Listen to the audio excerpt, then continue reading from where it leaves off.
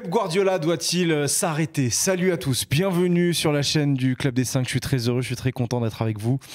C'est une grosse question. C'est une question qui perso moi m'attriste en tant que fan de foot qui a vécu le foot des années 2010. Voilà, de se poser cette question-là m'attriste, mais on est obligé un peu de se la poser. Pep Guardiola qui a perdu la semaine dernière au Parc des Princes avec Manchester City, ça va un peu mieux en Première Ligue, mais il y a des signaux. Il y a des signaux qui nous donnent peut-être, nous laissent peut-être à penser qu'il y a un trop-plein, un burn-out, etc. Et donc on se pose cette question de savoir si Pep Guardiola doit s'arrêter. Avec moi, Elton Mokolo. Salut Romain, salut Yacine et salut à toutes les personnes qui vont regarder cette vidéo. Guardioliste.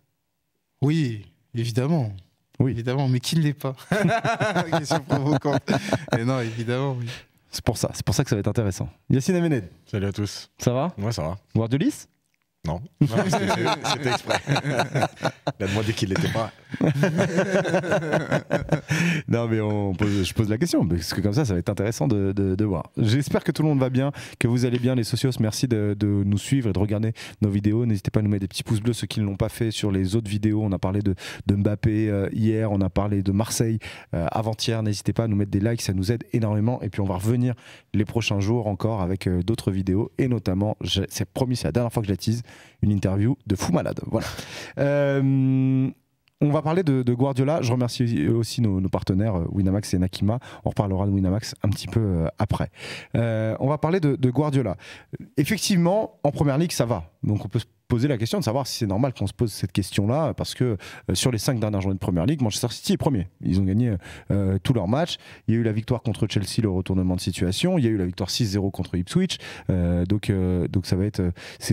ça a l'air d'aller en championnat. C'est 4 victoires à nul. 4 victoires, j'ai dit. 4 victoires à nul, pardon. Ouais. Oui. Mais il y a des signaux. Les signaux, c'est notamment ce qui s'est passé au Parc des Princes. Manchester City qui mène 2-0 et qui encaisse 4 buts. Il y a des signaux aussi physiques parfois de Guardiola. Et nous vient donc cette question. Yacine, je commence par toi. Est-ce que tu trouves que c'est normal qu'on se pose déjà cette question-là?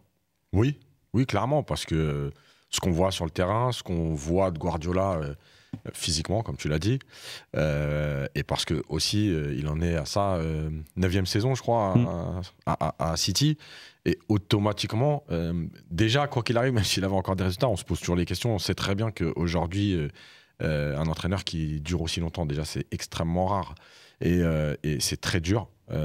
Mentalement, pour tout le monde, hein, je parle pour lui, pour les joueurs, etc. Et on est obligé de se poser cette question aussi parce que cette saison, il a quand même fait une déclaration où il parle un peu de la fin, où il dit est-ce que quand ce sera fini à City, en tout cas pour lui à ce moment-là, il a dit qu'il ne voudra plus entraîner de club. Bon, quand tu commences à te poser ce genre de questions, c'est que tu as commencé la réflexion. Donc, moi je pense que c'est logique de se poser cette question. Après, on se la pose aujourd'hui. Si ça se trouve, dans 5 mois, il gagne la Ligue des Champions. Et on effacera la vidéo. On verra. Oui. Non, on assume toujours tout. On assume toujours tout. Toi, en tant que guardioliste, je te le vends comme ça, mais tu es aussi un formidable analyste de Guardiola parce que, entre ce qu'il a fait au Barça et puis après, quand tu l'as suivi aussi au Bayern et par la suite à Manchester City, tu as pu voir ses attitudes, etc. Est-ce que tu sens que c'est normal qu'on se pose cette question-là? Est-ce qu'il y a quelque chose de changé dans Guardiola? Bah oui, la question elle est légitime parce que c'est la première fois qu'il est confronté à ce genre de situation, dans la mesure où il était face à une équipe qui ne répondait plus aussi bien sur le plan comptable qu'aussi sur le plan du jeu, ce qui est un élément très important pour une équipe de Guardiola. Et donc par rapport à ça, ça a entraîné une dégradation dans les résultats.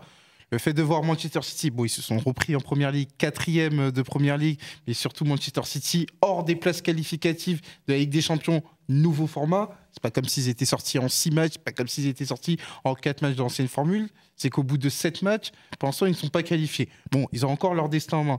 Donc tout ça pour dire que c'est un élément qui est... c'est une situation inédite pour Guardiola qui peut interroger sur sa capacité à être l'homme qui peut faire en sorte que Manchester City puisse se redresser à tous les niveaux et puisse être de nouveau compétitif. On rappelle que la situation, elle est simple. Manchester City doit gagner contre Bruges en Ligue des Champions.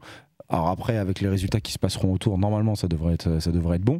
Mais il y a besoin d'une victoire pour pouvoir se qualifier. Sinon c'est terminé. Manchester City, s'il ne gagne pas contre Bruges, restera au minimum 25e. Autant dire que là, c'est peur sur la City. Et là, j'emprunte du Belmondo, mais là, on est totalement dans ce cas-là. Parmi les signaux qui peuvent nous faire poser cette question-là, on va les séparer en deux, ce qu'on a appelé les signaux physiques et aussi ce qui est du ressort tactique également, et de ce qu'on voit des matchs de Manchester City. On va peut-être commencer par la tactique. Yacine, il y a des moments où on le sent un peu moins inspiré, où on a l'impression qu'il arrive un peu moins à régénérer son effectif malgré de nouveaux joueurs, régénérer en tout cas la manière dont il va donner ses consignes, et surtout il y a des adaptations de match qui sont pas forcément hyper inspirées. Ouais, inspiré, c'est le mot. Ouais, alors déjà, ça n'a jamais été un grand fan du coaching en cours de match. C'est quand même le type d'entraîneur à faire un seul changement, des fois pas. Donc ça, c'est la première chose.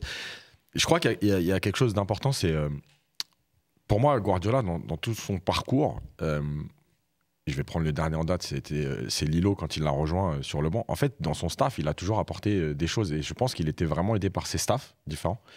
Et peut-être que là, on parle de renouvellement souvent d'effectifs. Peut-être que c'est aussi dans son staff que tout le monde arrive au bout. C'est-à-dire qu'on n'est plus, je ne vais pas dire que ses adjoints le challengeaient, mais peut-être qu'il lui permettait d'avoir une autre réflexion, et peut-être que là, tout le monde est trop installé maintenant. Quand il prend Lilo, c'est aussi ça son idée, c'est-à-dire qu'il a besoin de quelqu'un qui va pour le challenger. Oui. Je me rappelle, c'était Ron Lilo, un de ses mentors à Guardiola, et qu'il a fait ramener dans son staff. Ouais. C'est celui qui est toujours à côté de lui, avec qui il parle pendant les matchs, qui sont là, ils se débriefent tout, ils se parlent tout le temps. Mais c'était lui à la base qui était là, pour challenger, c'est le bon mot, tu trouves, Elton? Ouais, ah ouais, pour le challenger, oui, clairement. Sur la réflexion sur le jeu de position, etc. Et je trouve que c'est l'effectif, on va en parler, mais pour moi, c'est peut-être là-dessus que Guardiola est un peu dans le dur. Ça veut dire qu'aujourd'hui, il a pu autour de lui peut-être une nouveauté, un nouveau souffle pour le challenger sur le jeu, sur ses choix. Donc, et puis après, comme tu le dis, ça veut dire que puisqu'il a pu ça, peut-être que les discussions, ils arrivent au bout du truc.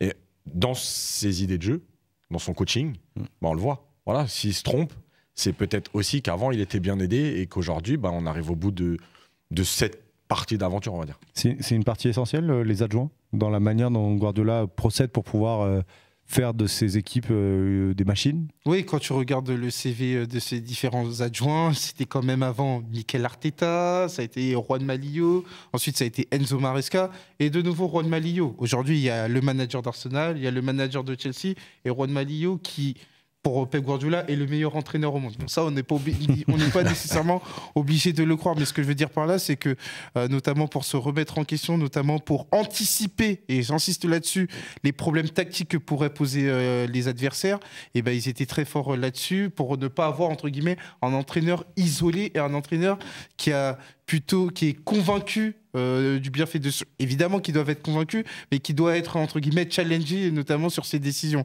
Et là, on s'aperçoit qu'on a un Guardiola qui est en pleine déconstruction en tant qu'entraîneur. Pourquoi j'utilise cette formule? C'est parce qu'il y a une interview juste avant le PSG sur TNT, une chaîne anglaise, où il expliquait peut-être qu'aujourd'hui, le football pratiqué tel qu'il est était davantage la propriété d'un Bournemouth, d'un Newcastle, d'un Brighton. Manière de dire quoi? On est sur un jeu qui est très énergivore, un jeu qui est direct, et Manchester City doit s'adapter.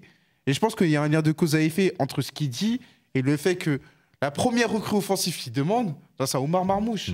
Et d'ailleurs, on l'a vu, on a eu l'incarnation de ça samedi contre Chelsea. On avait un Manchester City, on connaît Manchester City, jeu de position, s'installer dans le coin adverse. On avait un Manchester City qui n'a pas hésité à jouer long, avec un Erling Haaland qui pour le coup a été convaincant, parce qu'il y avait un Marmouche qui pouvait attaquer les espaces. Peut-être qu'on est sur un Guardiola qui est en déconstruction, parce que pendant très longtemps, ils imposaient une soumission mentale et tactique. Moi, aujourd'hui, la plupart des clubs ont progressé, ont des moyens économiques qui leur permettent d'avoir des joueurs qui sont capables de proposer une autre alternative. Surtout en Première Ligue. Surtout en Première Ligue, des managers qui sont beaucoup plus étoffés, qui sont beaucoup plus prêts qu'il y a 5-6 ans, et ça obtient Manchester City qui est davantage challengé et qui est contesté, plus que contesté, parce que là, ils sont 4e de Première Ligue. Il y a aussi tout l'aspect management. Pendant très longtemps, Guardiola a été un des coachs qui représentait peut-être le plus le fait de pouvoir se couper de certains cadres. Et là, on a l'impression que les cadres qui l'ont fait gagner, tire pas forcément l'équipe vers le haut. Je pense à un Kevin De Bruyne qui a un peu de mal, et on parle du match de Ligue des Champions face au Paris Saint-Germain, mais pas que. On sent qu'il a eu du mal à se séparer de Kyle Walker, alors que Kyle Walker était peut-être pas le meilleur latéral, le meilleur défenseur de Manchester City sur les derniers mois. T'as l'impression aussi que dans le management, il a un peu perdu par rapport à avant? Ouais, clairement, mais je pense même, on va faire un peu le constat qu'on fait avec beaucoup d'entraîneurs. Bon, là, il a gagné la première ligue régulièrement, il a continué à faire évoluer son équipe. Depuis la Ligue des Champions, il y a quand même une évolution qui est moins importante. Et il fait même revenir Gundogan. Donc, et quand il avait quitté Barcelone, on se rappelle un peu son discours. Ça veut dire que j'ai tout gagné, je ne veux pas pouvoir faire beaucoup mieux. Il savait que quand tu gagnes beaucoup avec une équipe, c'est compliqué de te séparer de certains joueurs. C'est compliqué aussi de redonner de la motivation. Il a été chercher le titre le plus important et on voit, même si ça a fonctionné l'année suivante, hein, mais je pense qu'il n'a pas assez renouvelé et c'est Ancelotti d'ailleurs qui disait ça dans un de ses livres. Quand on gagne qu'il faut commencer à renouveler l'équipe, parce que quand tu perds c'est déjà trop tard. Et moi je pense qu'il a pas assez fait. Tu vois, pourtant il y a quand même du changement, mais malgré tout quand on regarde l'équipe type, bon, on n'est pas trop loin des 3 dernières années. On pense à des David Silva qui sont partis après des succès, on pense à des Sergio Aguero qui sont partis après des succès, tout ça c'était sous Guardiola. Là, actuellement, est-ce que tu trouves qu'il a du mal à ne serait-ce que aussi challenger le statut des joueurs qui l'ont fait gagner? Je parlais de Kevin De Bruyne, je parle peut-être de Bernardo Silva par moment, qui met toujours à un endroit du terrain, que ce soit dans le cœur du jeu ou dans les postes offensifs, il est toujours là, quelles que soient les performances. Est-ce que tu as cette impression-là aussi? Sincèrement, c'est la chose qui m'a le plus surpris, Romain, parce que Guardiola, il était très avant-gardiste, que ce soit au Barça, au Bayern et même au début à Manchester City, sur cette capacité à se couper rapidement des joueurs. Il l'avait même expliqué avant la finale contre Chelsea en 2021. C'est le cycle d'une équipe que des joueurs importants quittent le club, même s'ils ont encore des choses à donner. Mais force est de constater que depuis, il y a eu un événement majeur dans l'histoire de Manchester City, la victoire en Ligue des Champions. La victoire en Ligue des Champions qui arrive, et ça, il faut le contextualiser, après une quête de 7 ans. Donc, c'est-à-dire que ça a dû jouer, notamment dans la réflexion de Guardiola, ça a dû jouer parce qu'il y a une dimension affective qui est beaucoup plus importante, et ça, c'est fou ce que je veux dire, qu'une victoire avec le Barça, où il arrive dès la première saison, il remporte la Ligue des Champions. Là, avec Manchester City, il a dû passer par des chemins très compliqués, il a souffert de défaites très importantes. Il y avait eu même tout le parcours au Bayern, donc il ne la gagne pas non plus, lui, personnellement. Et donc forcément, à un moment donné, même si Guardiola t'explique que pour lui, le trophée le plus important, ça reste la Première Ligue. Il l'avait expliqué dans une interview à Olé, qui a posteriori explique peut-être les problèmes de Manchester City. Il a expliqué une phrase, il a expliqué le fait qu'il se sentait comme Lionel Messi après avoir remporté la Coupe du Monde. Ça, quelque part, une fois que tu bascules dans ça, eh ben, y a la notion d'affect qui est beaucoup plus importante. Et c'est comme ça qu'à l'été 2023, Kyle Walker veut partir au Bayern, il le retient à la dernière minute. Kyle Walker, 1 an et demi plus tard, est à l'AC Milan. C'est comme ça que l'été dernier, il ramène Ilkay Gundogan, alors qu'Ilkay Gundogan avait exprimé le souhait de partir. Tout ça, c'est De Bruyne aussi, qui aurait pu partir en Arabie Saoudite. Exactement, tout ça, ces petits éléments font qu'il y a une dimension affective qu'on a sous-estimée, que Guardiola a sous-estimée, et qui explique le fait que, à l'occasion d'une conférence de presse, il a dit Manchester City voulait faire une reconstruction dès l'été 2024, c'est lui qui a dit non. Donc ça, même lui qui était avant-gardiste là-dessus, sur le fait d'être très vigilant par rapport à la construction de l'effectif, par rapport au renouvellement, même lui, il est humain, et il est tombé dedans. Alors, il y a aussi, et c'est le dernier paramètre sur lequel j'ai envie qu'on s'attarde, c'est les signaux qu'il nous envoie. Nous, observateurs extérieurs, on regarde quasiment tous les matchs de Manchester City. Pour certains, vous regardez toutes les conférences de presse de Guardiola. Moi, je regarde des extraits par-ci et par-là. On a l'impression d'avoir quelqu'un aussi qui est de plus en plus usé. Alors, il y a les symboles. Pendant la période des 13 matchs où il y avait eu 9 défaites et une seule victoire, il y avait un moment où il était venu avec des traces de griffes et qui dit « c'était moi pendant le match, j'ai voulu me faire mal » tellement il y a des moments où j'étais pas bien. Derrière. Ouais, il s'était excusé par la suite. Là, dernièrement, je vous invite à regarder les moments quand il parle de Kyle Walker. Il est limite en larmes en disant « mon meilleur défenseur a décidé de partir » et il est parti. Alors que Kyle Walker n'est peut-être pas le meilleur défenseur de Manchester City, mais on le sent touché, quoi. Est-ce que tu vois aussi une forme de... c'est pas du burn-out, mais c'est une forme de lassitude et de. Wow. Usure. Usure, c'est le bon mot. Ouais, clairement, parce que tu vois, je pense que c'est aussi malheureusement un peu le monde d'aujourd'hui. Alors, comme disait Elton, il s'est excusé après, mais je pense que quand il se griffe le visage, il y a toujours ce côté où on se dit un peu de cinéma et tout, mais je crois vraiment qu'on n'a pas mesuré en fait. C'est que quand tu fais ça, il est vraiment dans le dur. C'est-à-dire qu'il n'est pas là pour dire je fais de la mutilation parce que j'ai envie de me donner un spectacle. Il est vraiment dans le dur. Et quand tu regardes ce que tu disais, hein, c'est tous les petits signaux.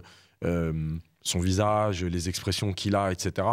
Ouais, on sent l'usure. Et même, je crois, sa femme a dit il n'y a pas longtemps, il pense que au foot, il parle que foot, il vit que foot. Et en fait, c'est pas possible. Et moi, je disais souvent, quand je regarde un peu le parcours des coachs et tout, pour moi, un coach, j'ai presque envie de dire qu'au bout de 3, 4, 5 ans, suivant ce qui arrive à tenir, il faut couper un an parce que en fait c'est pas vivable de vivre comme ça au quotidien, cette pression, d'être obligé de se renouveler, de tenir des discours différents à 25 joueurs parce qu'ils ont tous aussi des caractères différents. Et plus ce qu'on a dit au début, le renouvellement du staff qui vient aussi un peu te challenger, te titiller sur des trucs, te faire réfléchir. Je pense que là, il arrive au bout et ce qu'on voit physiquement de lui, franchement, c'est quand même inquiétant parce que ce que tu disais sur le burn-out, la dépression, je pense qu'il est vraiment dans une année très compliquée. Puis en plus, quand tu sais ce qu'il vit aussi dans sa vie privée, bah ouais, il est clairement dans le dur. Hein. Il est usé. Et puis il faut quand même rappeler que le métier de coach, c'est pas seulement coacher pendant 90 minutes sur le terrain, dans le stade. C'est être à l'entraînement avant tout le monde, bien avant tout le monde. C'est à la fin dans les bureaux, bien après tout le monde, et ça tous les jours. Donc il y a des jours de repos pour les joueurs, c'est pas des jours de repos pour le staff. Enfin, donc ça s'arrête vraiment jamais. Mais oui, et je rajoute un truc sur Guardiola d'ailleurs, dans son livre là, quand il parle de son passage au Bayern, où il explique que, je crois que c'est un match contre l'Atlético, avant un match contre l'Atlético, et où à 2h du matin, en fait, il a l'idée de tactique de ce qu'il va mettre en place. C'est-à-dire que le mec, à 3h du matin, il est encore en train de penser au match qu'il va jouer dans 2 jours. Tu vois, donc ça veut dire que déjà, c'est en continu. Mais lui, c'est même la nuit, il est encore en train de penser à ce qu'il va faire. Et même là-dessus, notamment sur le fait de rester longtemps ou pas dans un club, il a évolué sur la question parce que il l'avait expliqué dans le deuxième opus de Marty Perarno qui suivait ses aventures au Bayern dans un premier temps, puis à Manchester City. Il y a eu 3 livres qui sont sortis. Dans le deuxième livre, il t'explique que pour lui, il ne se voit pas plus de 3 ans dans un club. 3 ans, Au final, il a fait 9 ans. Donc ça veut dire que même là... Enfin, il a fait 9 ans, il fait actuellement 9 ans, parce qu'il a prolongé. Il a prolongé en décembre. Ça veut dire que même là, il a évolué sur la question, parce que lui se disait que, en fait, être entraîneur dans un club, c'est comme un tableau. Un tableau n'est jamais fini. Et lui, il considérait la même chose pour son métier de coach. Mais le fait est que c'est devenu un homme de Manchester. C'est le personnage le plus important de Manchester City. Et donc, par rapport à ça, il endosse une responsabilité qui fait dire que au moment où Manchester City est dans une crise incroyable et qu'il est en fin de contrat, lui, spontanément, décide de prolonger, parce que je ne dirais pas qu'il a le sentiment d'une dette, mais il a un engagement qui est tellement fort, tellement puissant, qu'il ne voulait pas laisser Manchester City dans cette situation et qu'il voulait redresser Manchester City avant d'éventuellement partir. Alors, je vous pose cette question-là, et c'est la question de la vidéo. Est-ce que vous le voyez s'arrêter à la fin de la saison, là ? Est-ce que pour vous, là, Guardiola coach, puisque, bon, après, il peut changer d'avis, hein, il a le droit, hein, mais il nous a dit que Manchester City serait sa dernière expérience de club. Est-ce que Guardiola coach, là, c'est fini à la fin de la saison, ou est-ce que il va respecter le contrat qu'il a donc re-signé en décembre dernier, en pleine période de doute d'ailleurs. Est-ce que vous le voyez continuer encore après cette saison, Yacine ? Moi, je le vois continuer parce que je pense que s'il a prolongé quand même, il n'a pas prolongé il y a 2 ans, il a prolongé dernièrement, donc je pense qu'il quand même la réflexion elle a avancé. Je le vois aussi continuer parce que je pense que c'est ce que disait Elton sur son parcours à Manchester, rester sur une saison si elle finit comme elle est là aujourd'hui, même si tu te qualifies pour la Ligue des Champions, rester sur une saison comme ça, je pense pas qu'il ait envie de s'arrêter là-dessus. Et après, je vais revenir à ce qu'on a dit en début d'émission. Si j'avais un conseil à lui donner, c'est tu peux continuer en fait, mais en fait reprends ce que tu as été, la réflexion que tu as eue avant, c'est-à-dire sur son staff, peut-être que c'est le moment de renouveler ton staff pour te remettre dedans. L'évolution du jeu, tu vois, moi franchement, je regarde souvent Francfort et je voyais Marmoush. Pour moi, Marmoush, c'était typiquement un joueur, par exemple, pour Liverpool, mais pas pour Guardiola. C'est ça. Donc peut-être que justement, il est en train de commencer à penser à la saison prochaine.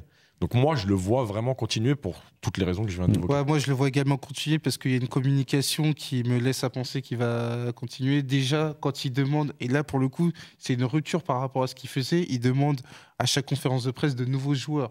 Il insiste là-dessus, j'ai besoin de nouveaux joueurs, alors qu'avant, il était dans une idée où il fallait protéger les joueurs. Même sur le début de saison, c'était j'ai pas besoin de nouveaux joueurs, j'ai besoin que les joueurs que j'ai reviennent. Exactement. C'était ça, hein. Donc là, on est sur une nouvelle communication. Autre élément, c'est par rapport à la gestion des cas. On voit qu'un Kevin De Bruyne, là, il était remplaçant face à Chelsea.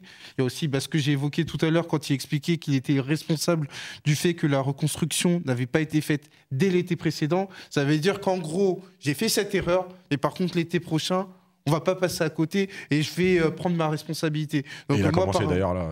Voilà. Et donc moi, par rapport à ça, par rapport à tous les éléments qu'on a mis en avant, je pense que Guardiola, il va assumer l'été prochain qu'il va falloir dire au revoir à beaucoup de joueurs historiques. Et j'insiste là-dessus parce que même s'ils sont pas bons cette saison, on va pas leur enlever ce qu'ils ont fait par le passé et qui va reconstruire un Manchester City 2.0 pour aller chercher un titre de champion. Alors, on va terminer cette émission par la partie Winamax. Il y a un match qui est capital pour Manchester City, c'est celui de mercredi face à Bruges. Ça sera au cœur du multiplex à 18 matchs de fous furieux là, qu'on va tous vivre, les fans de foot, mercredi. Il y a du Stuttgart PSG, il y a du Manchester City Bruges, il y a du Brest Real Madrid, il y a 18 matchs, je vais pas toutes les faire, hein, mais voilà.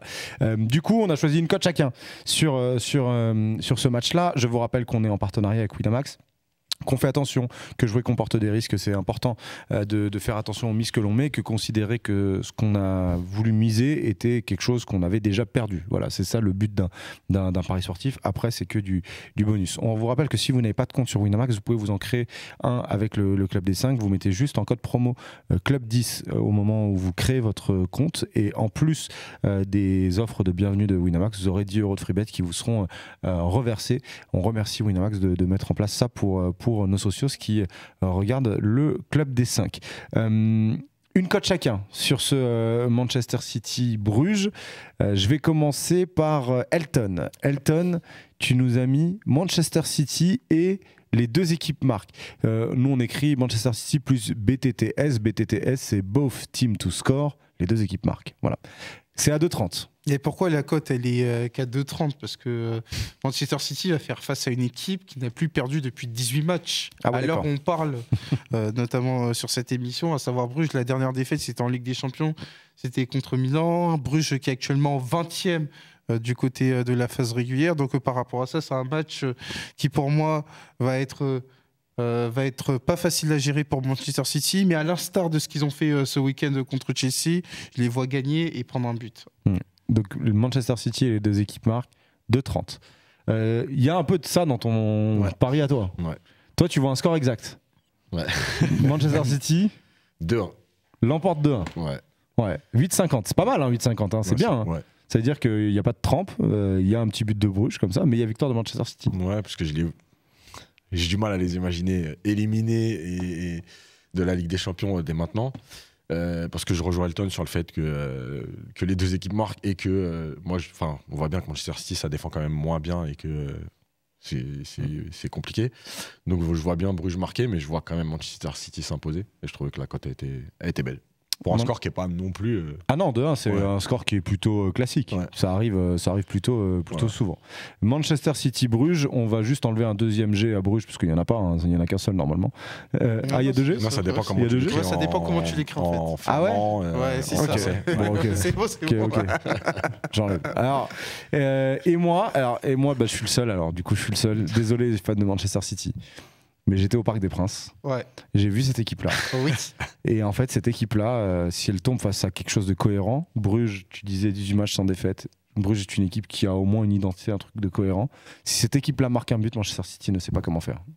Et donc le Bruges ou nul, à 5, Voilà. En fait, après ce que j'ai vu au Parc des Princes la semaine dernière, je n'ai aucune confiance dans cette équipe-là.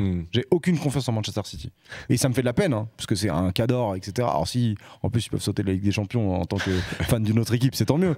Mais à l'heure actuelle, et donc là, on est dans un match qui est demain, je n'ai aucune confiance en Manchester City. Et donc si Bruges met un but, de la même manière que le PSG a pu mettre un but alors qu'il y avait 2-0 pour Manchester City, les doutes peuvent s'installer. Il n'y a pas les recrues qui peuvent amener quelque chose en plus dans cet effectif-là. Je trouve que le Bruges nul à 5, il est pas mal. Voilà. Ce serait fou quand même parce que ça serait complètement dingue. Mais cette formule, je le souhaite pas pour Manchester, enfin pour les fans de City, voilà. Mais cette formule, elle a été presque pensée pour protéger les gros. Et là, c'est la première année, tu vas te retrouver avec City dehors, ce serait. C'est les lois non écrites du football, ça écrit ses propres lois. Mais je sais pas. J'arrive pas à avoir confiance en Manchester City. À noter, Romain, que je me suis trompé. Pourquoi ? Bruges n'est plus à 18, mais 19 matchs sans défaite. 19 matchs, ils ont gagné ce week-end. Non, ils ont fait match nul contre Courtrai. Donc d'après Romain, ça fera 20 mercredi. En fait, vraiment, la manière dont a joué City face au Paris Saint-Germain et dont s'est comportée cette équipe quand elle menait 2-0, puis quand il y a eu 2-1, puis quand il y a eu de partout, je n'ai aucune confiance en cette équipe quand elle prend un but. Et les scénarios où Manchester City a pris un but et s'est complètement liquéfié par la suite, ça s'est arrivé. C'est que là, t'as le vertige si tu prends un but. En plus, il y a toute la pression de l'élimination de Ligue des Champions. Voilà. Bruges ou nul, c'est à 5 pour ceux qui veulent le tester. Merci Yacine. Merci à toi. Merci Elton. Merci à toi. Merci à Farid Hachem qui a préparé et réalisé cette émission. Merci à vous les socios d'avoir été avec nous. N'hésitez pas à nous mettre des petits pouces bleus, ça nous aide énormément. On va se donner rendez-vous prochainement dans le Club des 5 avec l'interview, des interviews et puis avec d'autres contenus comme d'habitude sur la chaîne. Allez, bonne journée à tous. Profitez bien de la Ligue des Champions et à très vite. Ciao. Salut.